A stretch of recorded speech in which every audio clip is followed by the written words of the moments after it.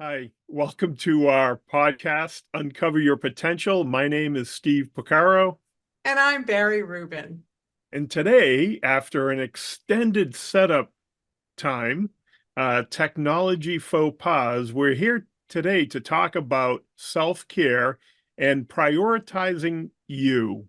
And it's one of these things that we've been talking about for a while.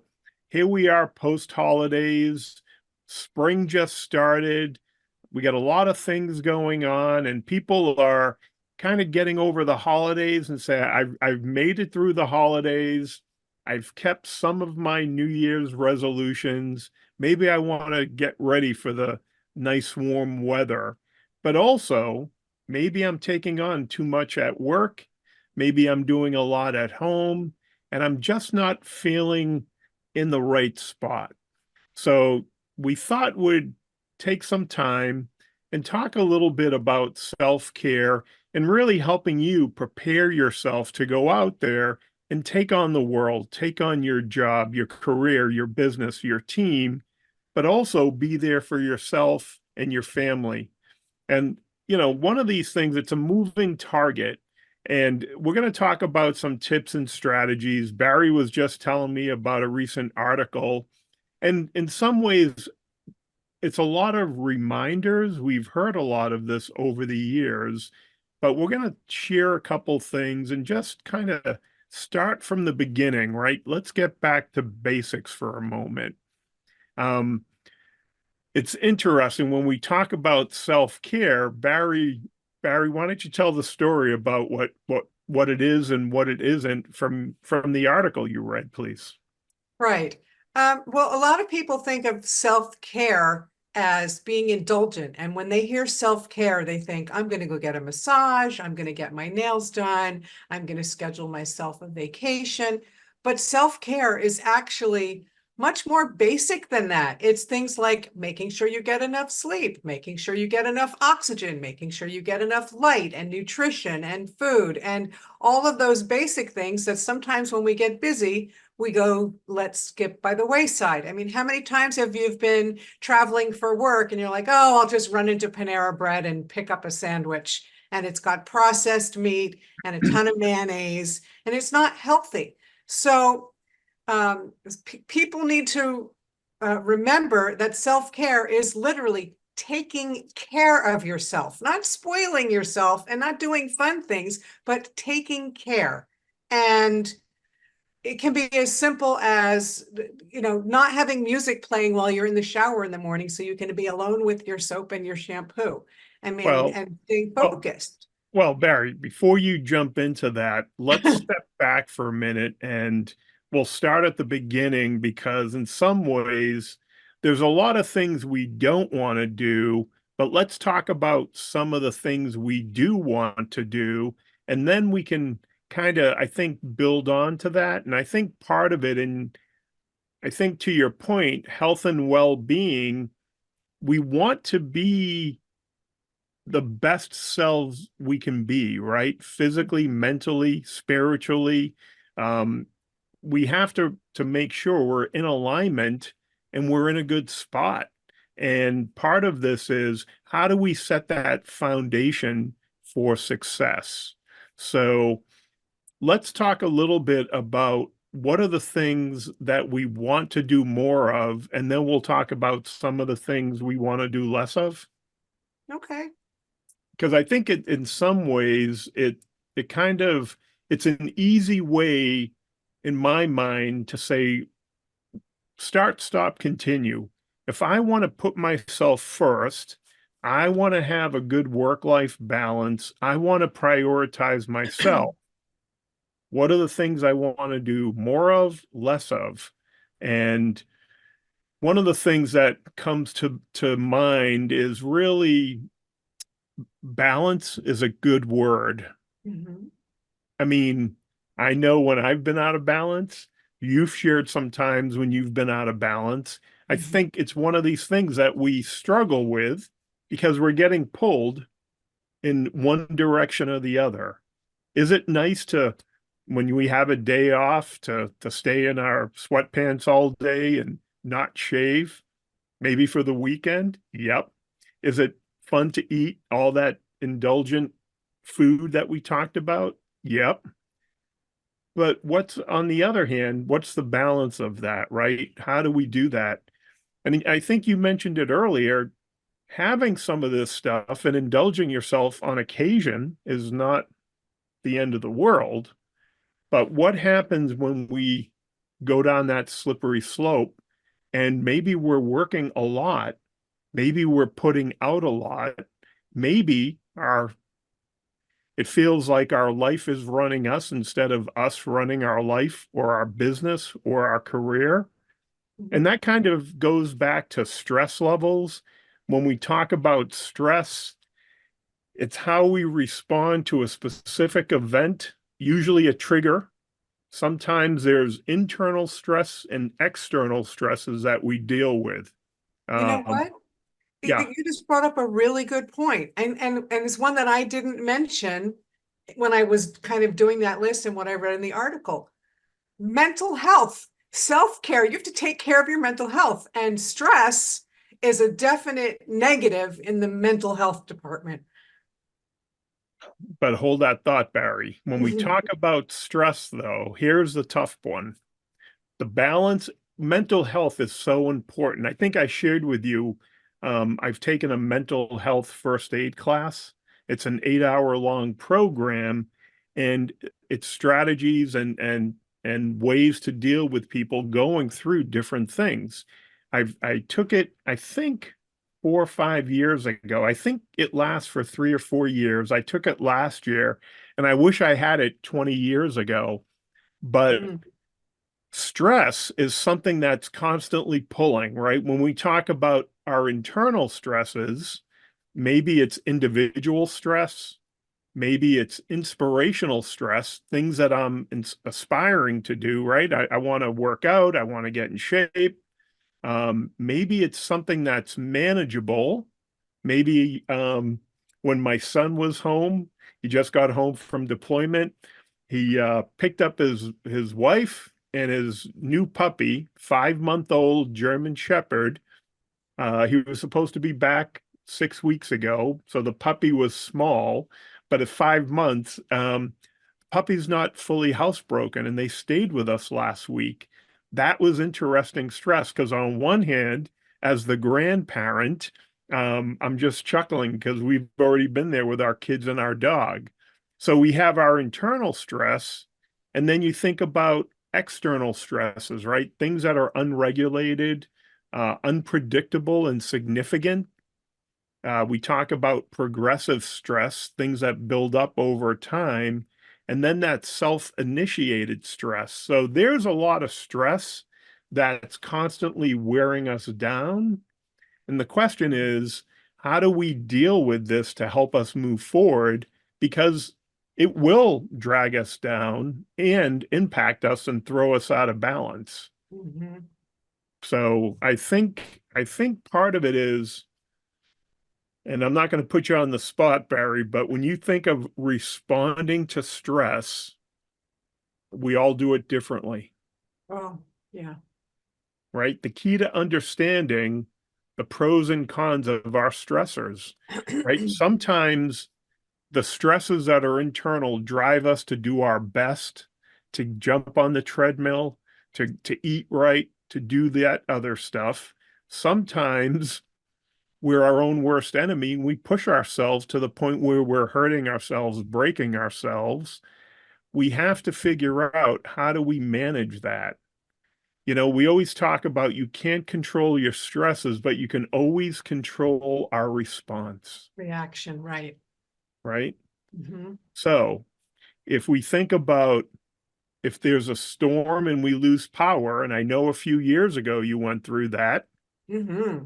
what now? What do you do? And I remember talking to you, and I'm thinking, what's the big deal? In New England, we get a blizzard, we lose heat. In Florida, you have a hurricane, you were in a sweat box, if I remember Hmm. correctly. Yeah. So there's a lot of things we do that are, and I've said this before, right? We're creatures of habit, tradition, custom.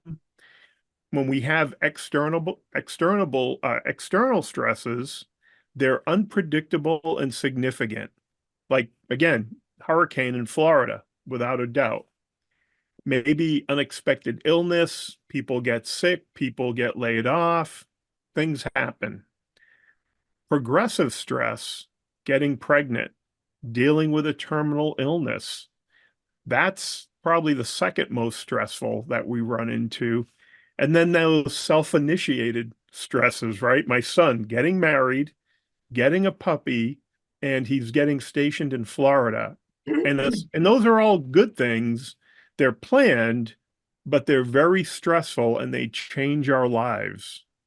So how do we balance that going forward? And again, we can't stop the waves, but we can learn to surf. So how do we regulate stress? We usually don't. We regulate our response.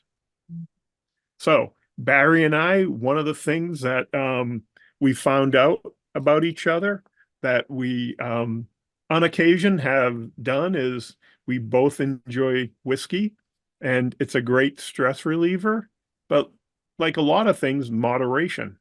Mhm. So some people would overeat, some people would overdrink, other people would self-medicate. So part of this is people handle stress differently. There are times when I'm saying I'm going to go get on the treadmill, maybe take the dog for a walk, maybe have a cup of tea.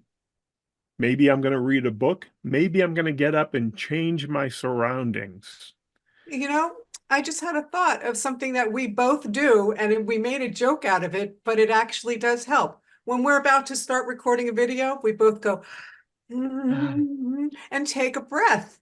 Oxygen, slow down, center yourself, get in your body. Like that's a really basic thing, but sometimes just taking that deep breath and being in touch with your insides is enough to prevent an overreactive reaction. Think of it as a pressure cooker, right? We're Right, letting that stress out. The right. tough part here is, and I know this happens when I worked in the OR, very stressful. Getting a call late at night, going out in a snowstorm, going to a trauma, polytrauma, bilateral tibia fractures, shoulder fracture. Everyone was amped up, everyone was doing their best. It was emotionally draining. Mhm. Um, but again, there are things that we do that we put ourselves out there. We want to be able to perform. I know people, they're in a management leadership position, they're short-staffed, they're onboarding people. Maybe they can't find somebody to do that job. Maybe they got promoted and you know what? It was a nice long onboarding process. And then all of a sudden they got thrown into the fire. The So Peter principle. what was that? The Peter principle. People are always promoted up to the level of incompetence. Well, that's Sometimes it, that's different too, but I'm talking about people who say, "Oh yeah, you get 3 months to learn the job, and you're there for 3 days, and you get thrown into the fire." You oh, know, so that usually happen. The Peter principle, that's another. We'll talk about that when we talk about leadership and coaching. But okay. I think part of this responding to stress is one of the things when we talk about self-care. It's almost think about air pressure. We don't think about it until something happens, but we're always under pressure, air pressure and stress. We're always stressed. And I think the way we react to that is very important. Mhm. So if we're thinking self-care, how do we respond to it is going to help us deal with it.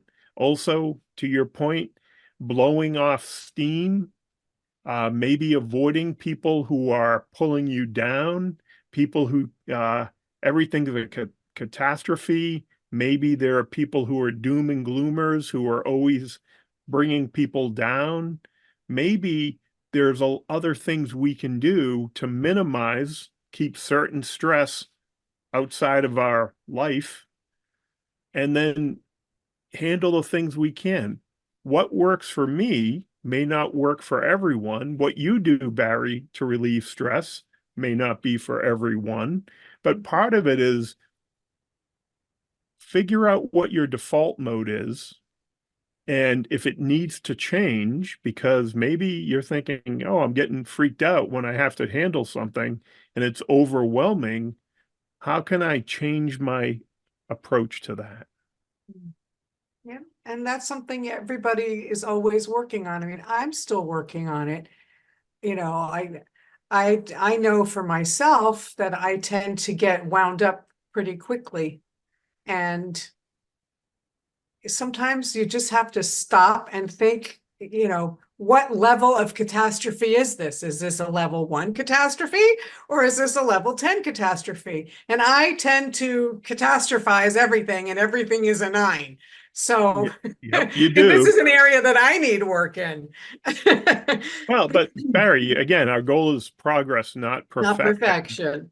But think about, here's the other part, very interesting. Think about work styles, right? When you go to work, is it a fast-paced job? Is it competitive? Is there a sense of urgency, multitasking?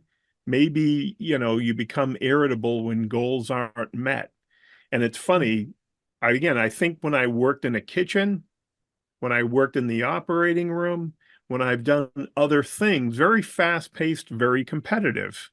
Other people have a low stress work style, very calm, seeks explanations. Maybe I think of my wife, not that it's not stressful if she's creating certain things, doing illustration.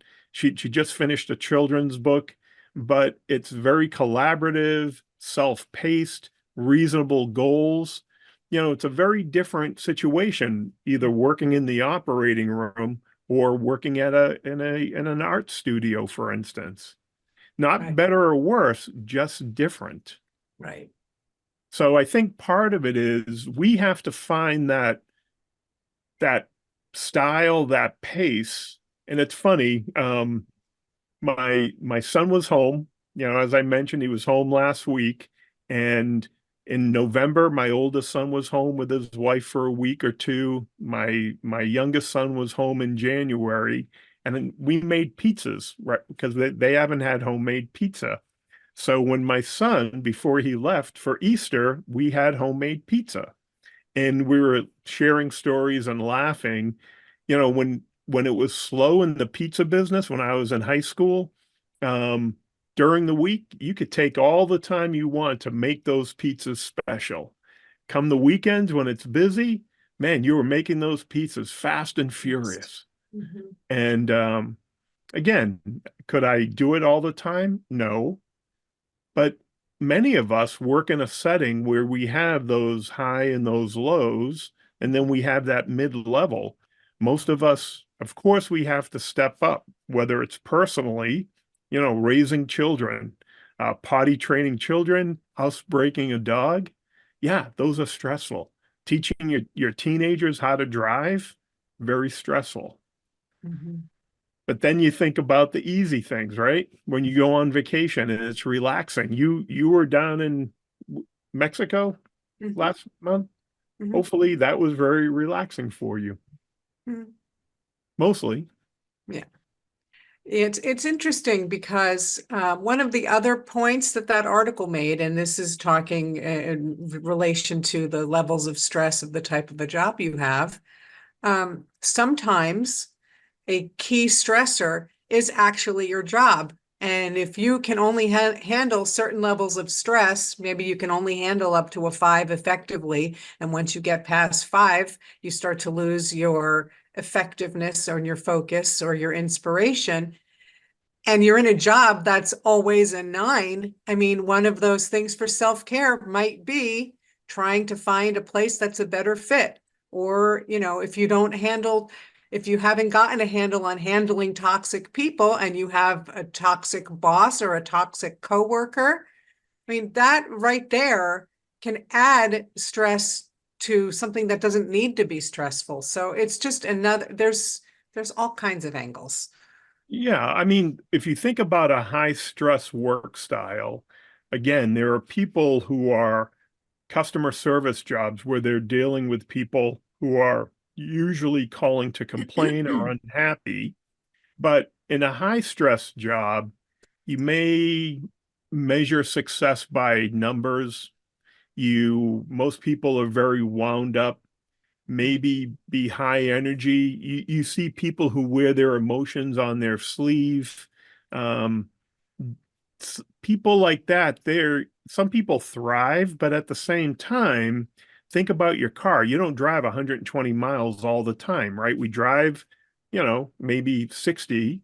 We can go faster if we need to, and we can certainly slow down, right?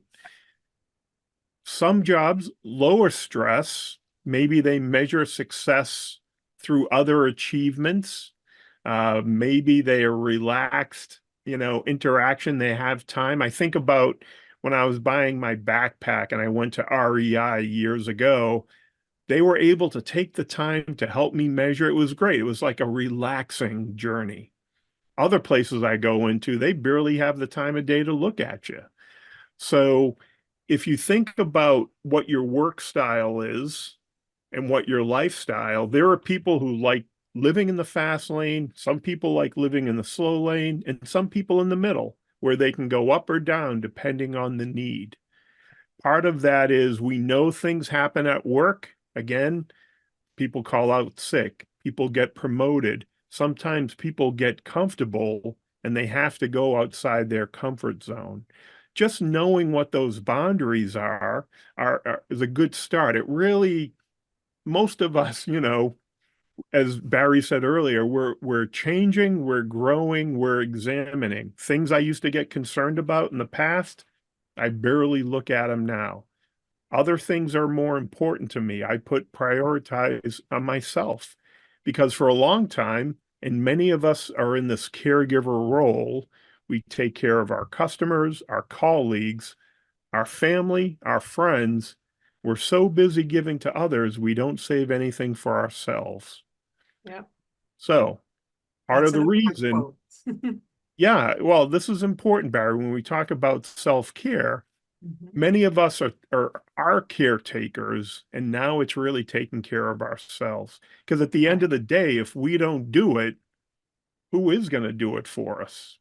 Right. And that's what I mean, and I went to Living Your Best Life stadium tour. And and she's been saying this for years, your soul has your spiritual tank. And if your spiritual tank is empty, you can't loan gas to somebody else. You have to fill your own gas tank first.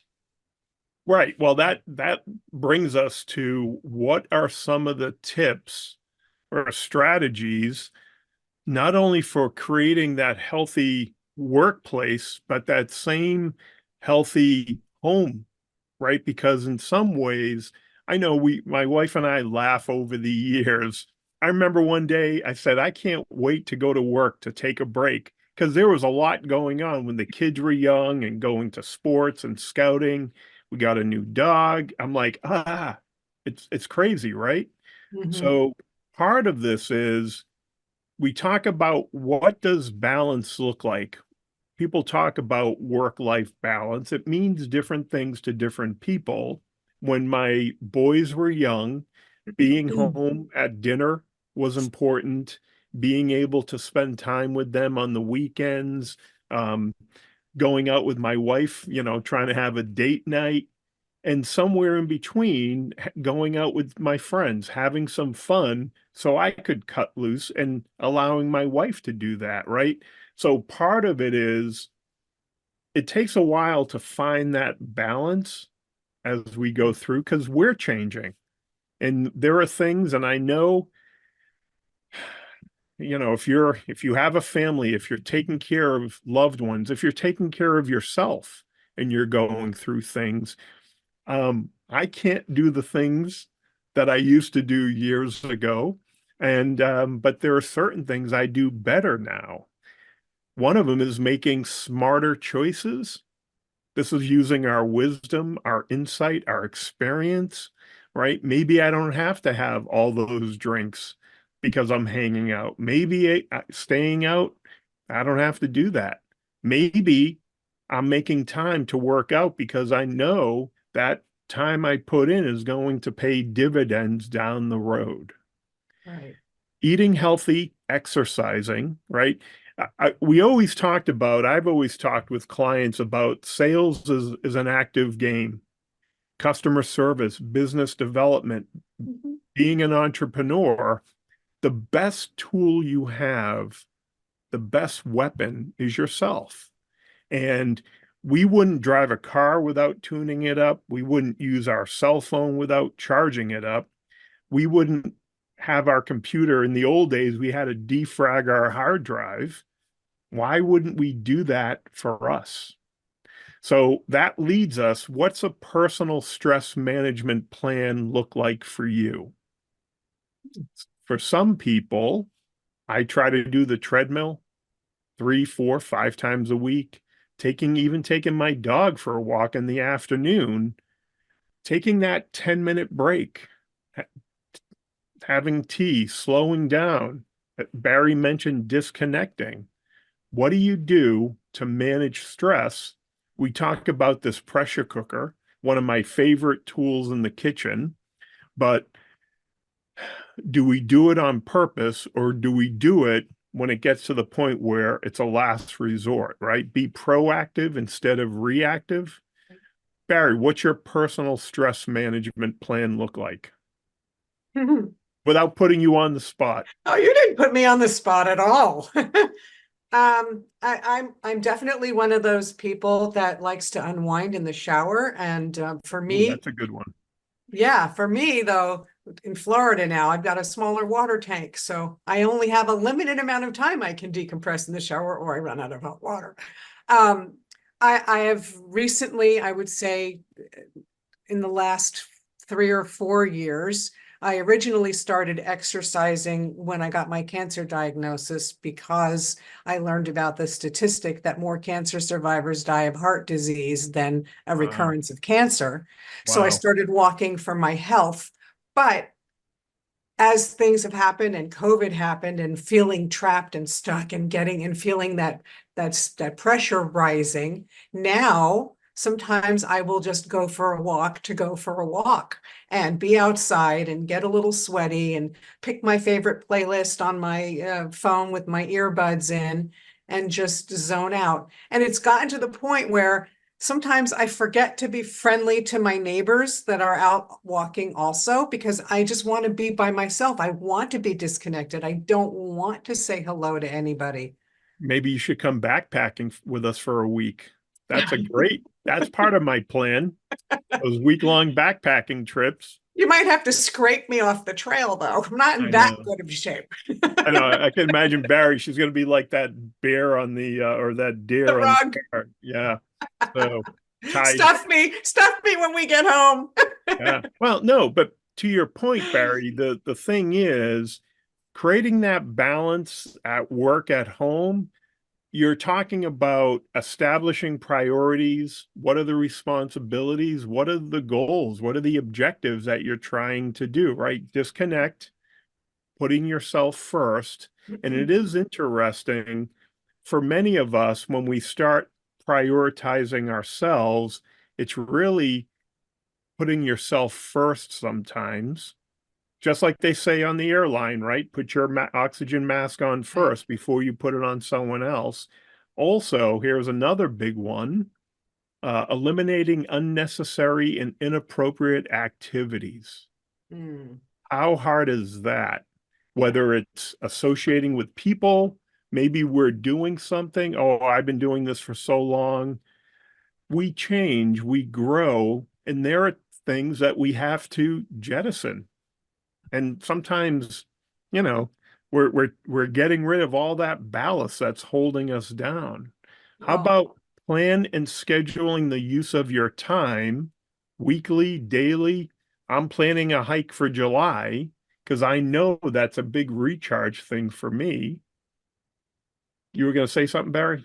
Well, we're talking about what you need to let go of and what you need to stop, continue, etc.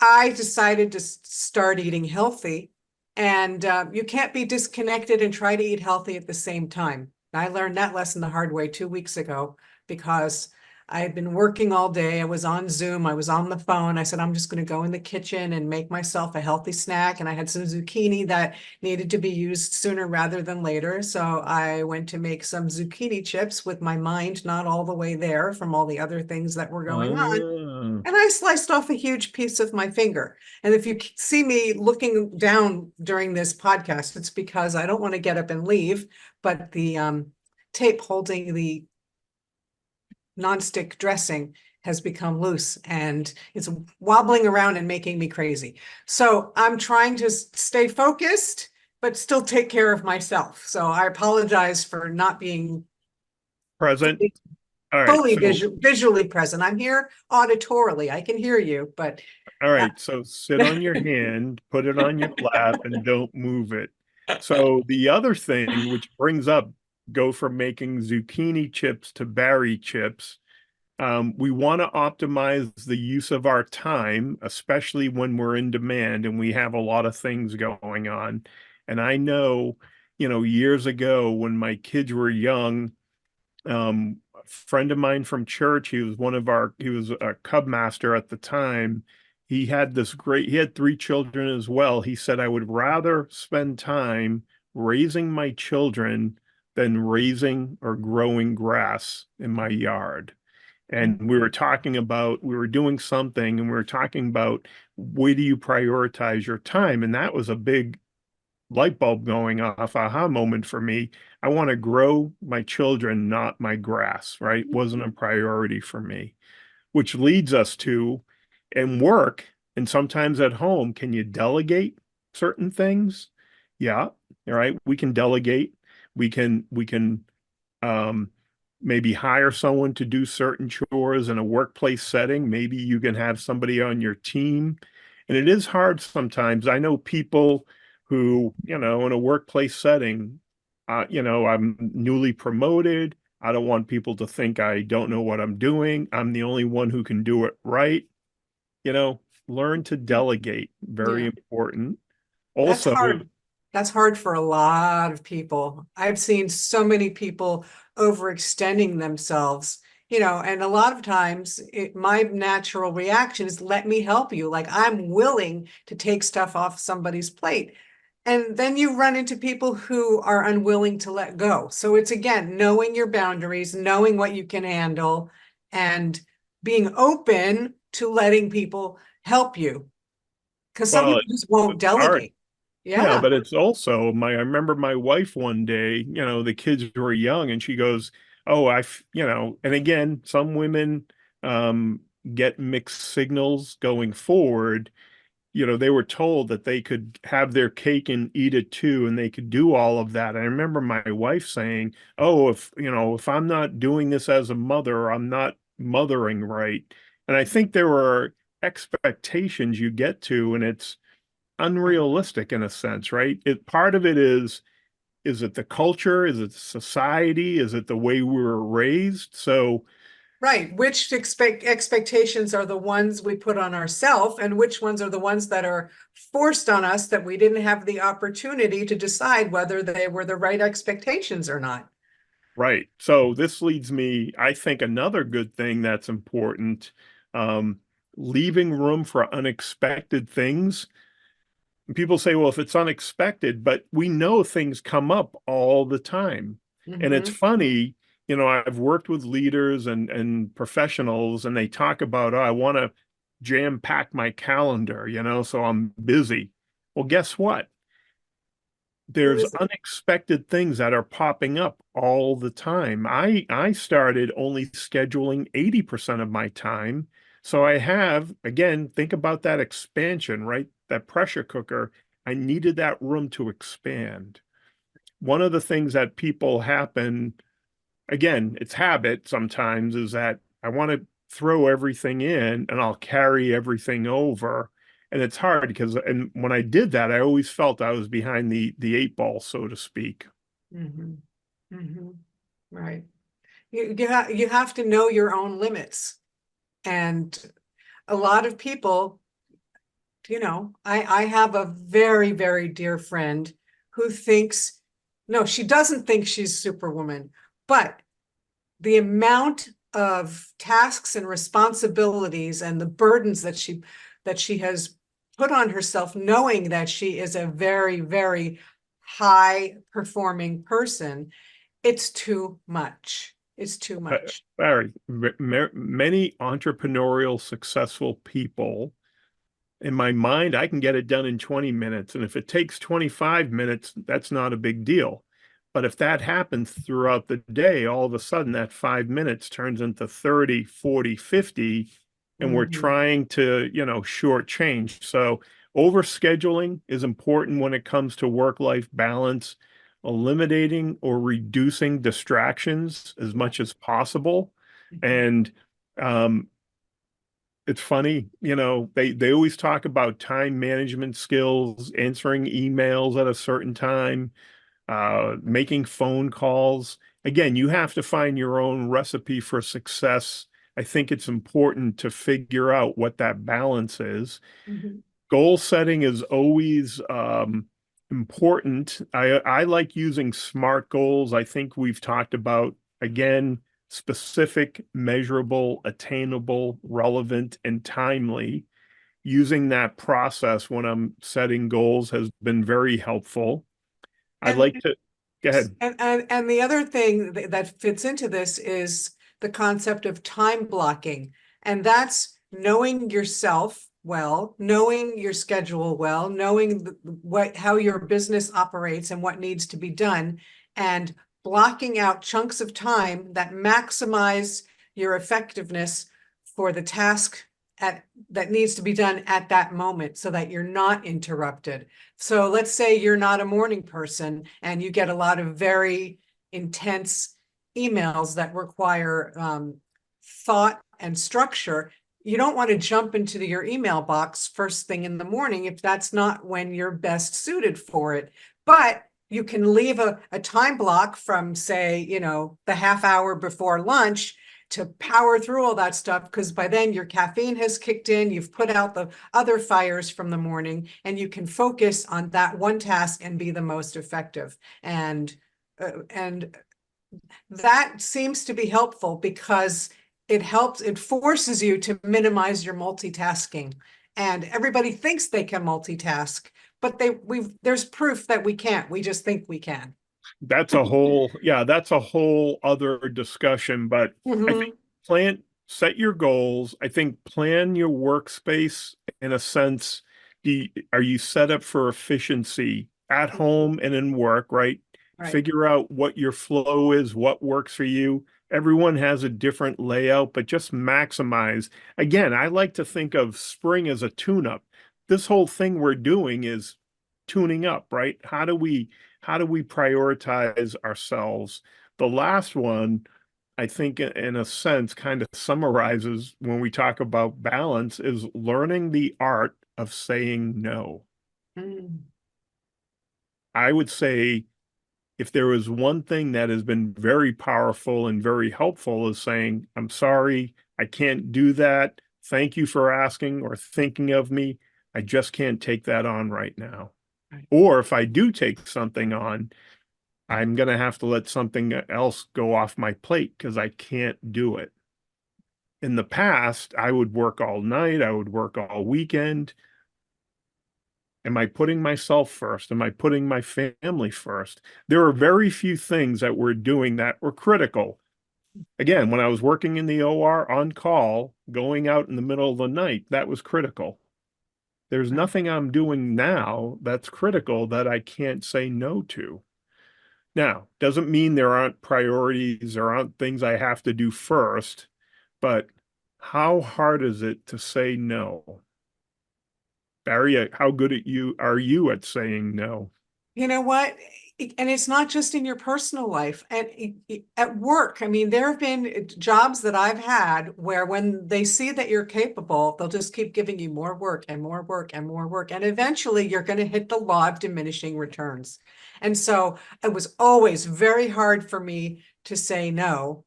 And then I went overboard. And then I was saying no to too many things. And then people would say, well, tell me what you can do. And I'm like, oh, oops. So yes, it's definitely imperative to find the balance. And it is okay to say no. Or Just like in sales, a no does not mean never. It just means not right now. Right, right. Well, setting boundaries, and this kind of leads us, Barry, to making smart choices, right? And this is, if you're not going to say no, you want to say yes selectively, right? What do you want? What do you have a choice in? What choice is it? Can I decide? Pros and cons of choices. Again, these are all good reminders. Many of us do this, but realize it could be a yes, no, maybe. So think about timing. Mhm. The other thing too, and I just want to spend a couple minutes here. Barry mentioned eating healthy. Eating healthy means different things to different people. My wife lost a lot of weight. I lost some weight over the last 5 years. We found we had to make changes. Our lifestyle changed. We became empty nesters. The pandemic, a lot of people, health issues, right? We had to change what we thought was healthy. And you want to make informed food choices. We have a lot of information. I can't assume what healthy is for me is going to be healthy for you. In the old days, it was kind of one size fits all, because if we saw it on TV, it must be true. Now we know that's not necessarily right for everybody. Most of us are eating a variety of foods. Most of us are maintaining or trying to maintain that healthy body weight. Again, it's different for everyone. We Mhm. talk about moderation. Some people have gone to certain extremes. I have three boys in the Marines. They're much younger than I am. They can eat certain things, but their activity is much different than our activity. So think about what is healthy. There are some commonalities. We need to get sleep. We need to drink water. We need to have a well-balanced, whatever that means, based on your unique needs. Because I've met a lot of different people over the years where their health is different than their goals are different from mine. So Mhm. just figure out what that is. I know Barry's been on a journey over the last few years, Mhm. Yep. almost And an expert. hardly. Yeah, I just find it interesting that just and a comment that's not really related, but the proliferation of delegation of food preparation and the sheer number of all of these home delivery Oh, meal right. services. Oh my God, you got paleo, you got vegan, you got vegetarian, you got steaks, you've got this I mean, there's just so many, and then there's five of it. There's five different vegetarian ones. The Hungry Root. I'm not going to brand name, but Yeah, Barry. the delegation has become such a key thing, and everybody is aware that a lot of the time at home is spent in the kitchen if you're not eating out. That the whole healthy eating thing, yeah, different things to different people for sure. And the funny part is, we were just talking about it. Me cooking is a great stress reliever when I'm cooking. Exactly. My Exactly. wife it creates a lot of stress when my wife cooks. So I'll cook, she'll clean, and we'll balance that. But again, find that sweet spot. And this also leads us to exercise. I mentioned earlier, I spend time working out. I have a treadmill, I have a one-station gym, I'm using kettlebells, I'm doing a lot of different things, but I'm also doing it because I do these week-long backpacking trips in the summer, and we do little weekend trips. But, I want to get in shape to go out there and enjoy that. I want my body not only to be prepared to work, but also to have fun. So figure out the exercises, whether it's aerobic, anaerobic, flexibility. Isometric is a big thing now when they're talking about doing exercises using your body weight and doing certain things. There's a lot of different exercises, and it boils down to when people say, I don't have time, They're They not have the making time. They're just not right, making the time. right. We all have the same amount of time throughout the Hours in a day. day. And if you think about what you can do at home, what can you do at work? And it's funny, um, when I used to go shopping with the kids, we always parked as far away as possible so we would walk. And that became a habit. What can I do when I'm at work? If I'm at a desk, I usually get up and stretch. During lunch, my wife walks during lunch. And when I'm going to see clients and I'm on site, I'll park my car as far as possible to get the steps in. Some people actually have a gym at work or the ability to do certain things. So getting out, incorporating this and make it part of your life, I think is very important. Again, it's self-care. Um, Putting yourself first to you want to present at your best. One of the things we talked about, whether you're transitioning in your career, whether you're starting a small business, whether you're staying home and taking care of family, taking care of yourself is important at any part of this continuum. Yeah. So, all right, so we're going to wrap it up. But I just want to leave you with a couple final thoughts. Create a personal well-being plan. This is more of a high level. What are some of the things I want to do on a regular basis? And how do I incorporate that? For instance, again, parking far away when you're shopping, um, maybe taking the dog, or maybe you're in an office setting and you and a couple colleagues are going to go for a walk at lunch. Barry mentioned breathing. How many times are we taking a breath and letting everything out? I think it's important to um, maybe I like inspirational movies. Can I read inspirational stories? Without a doubt. Are you reading things in your life, doing things throughout the day or the week that inspire you? There's a lot of ways to do that. Emotional vacations, kind of unplugging, I think is important. Again, when I go backpacking, it's such a great reset when we're out there for a week, but throughout the year, we'll do little hiking trips, right? Just getting away from all the technology. And also, I think having conversations with your close friends, colleagues, mentors, people that are important, family members, sharing that journey, the spiritual, the emotional. I think that's so important. Don't forget where we want to associate, we want to be with other people for the most part. And I think that's something that if we don't have that human interaction, as much as I love video, I love getting together with people too. Give yourself the gift and engage with people. Other thoughts, Barry? You know, for me, one of my stress relievers has always been taking care of my pets. Hmm. And sometimes that even doesn't turn out the way you expected.